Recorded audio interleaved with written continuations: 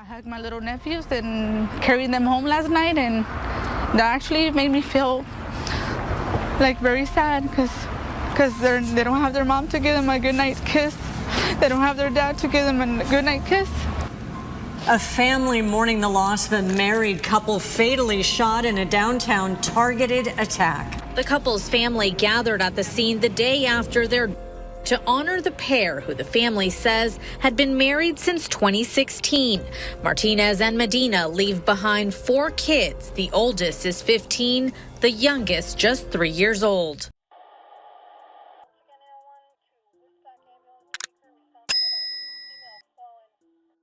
Imagine you found the love of your life and settled down, got married, and had children, for it all to come crumbling down after one fatal mistake. A mistake that was so costly that it left 4 children without parents and a city traumatized after what took place in downtown San Diego, California. It was a Wednesday morning in November, and a couple were said to be headed to the courthouse to get a restraining order on one of their obsessed ex-lovers. Before the pair could make it inside the courthouse, they were ambushed in their car, shot over and over in broad daylight. The suspect then fled on foot, and a huge manhunt was quickly followed to find this dangerous person. 31-year-old Rachael Martinez and 39-year-old Jose Medina appeared to have it all: love, family, good friends. The married couple had been together for over a decade, and between the two, they shared 4 kids. Rachael was already a mother to 2 children, a now 15-year-old girl and a 12-year-old boy, when she and Jose got together, but he would raise them as his own. Within their union, the couple welcomed a little girl that is now 5, and then a son who is now 3, and the Medinas could not be more excited about expanding their family. As for the couples themselves, Rachael was a family hostess and a fantastic cook, and Jose was the life of the party, who loved to grab the mic and sing at family gatherings. The pair, by all accounts, seemed to be a very happy couple from the outside looking in. Come August of 2024, the couple are pictured here with all their kids at church mass for their daughter's quinceañera, which, if you're not aware, is the celebration of a girl's 15th birthday that is traditionally observed in the Latin American culture to mark her transition to adulthood. The entire family looked beautiful, and the night was definitely one for the books and something to remember forever. However, their daughter's coming of age was not the only big thing in the household that August, because Rachael had let herself slip into an illicit affair. As you all know, things can change quickly, and within a few weeks of the affair, Jose would find out his wife was cheating with a 26-year-old man by the name of Christopher Farrell. Jose naturally was upset about the betrayal and decided to not only confront her, but the man too in late September of 2024. Going forward, it seemed that Jose decided to fight for his marriage as Rachael promised to break off things with the man for good. Despite trying to leave the short-lived affair behind, her lover was not ready to let her go. Rachael would end up meeting with Christopher one last time to demand him to back off, but things quickly turned physical. Days later, on October 4th, Rachael would file a report with the San Diego Police Department about the incident, alleging DV, including false imprisonment and sex crimes. After this information was given to the authorities, the police department decided to grant her an emergency protective order until she could see a judge.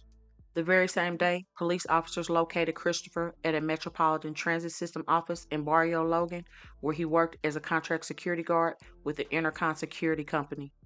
Police would proceed to arrest him for his crimes, and his job decided they was going to let him go, and with that, they confiscated his work firearm too.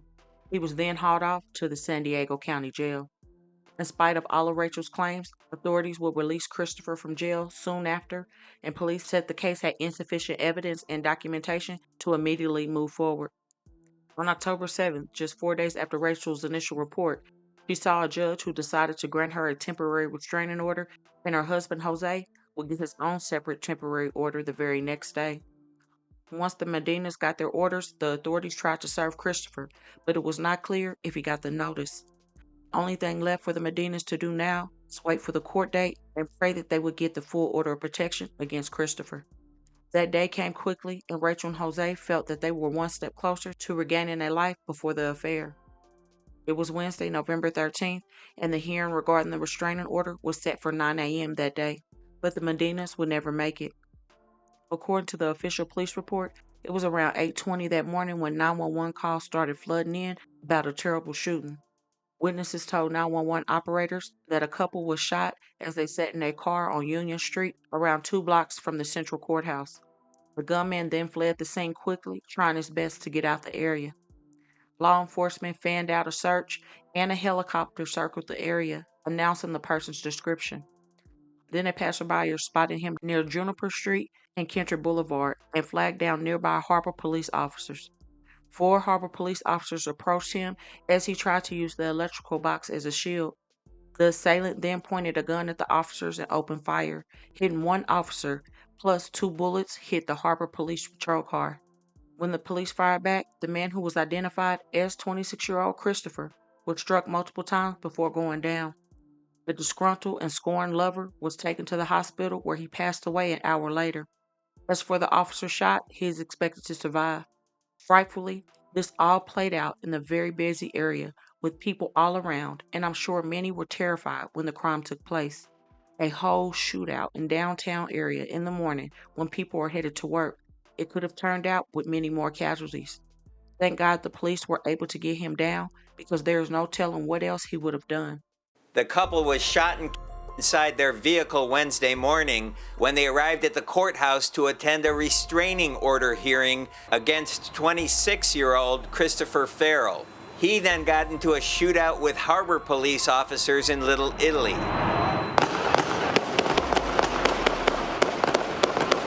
Farrell later at the hospital. The apparent motive for the double, a love triangle. Rachael said in court papers she had a brief affair with Farrell, but filed a restraining order against him after he allegedly sexually assaulted her inside this rental trailer in Paradise Hills. I asked the San Diego County District Attorney's Office about the safety of domestic victims appearing for hearings at the courthouse. A spokesperson emailed me a statement saying in part, "It can be arranged for individuals seeking a restraining order to appear remotely. The DA's One Safe Place has a remote courtroom, for example, where victims can remain in a safe and secure location."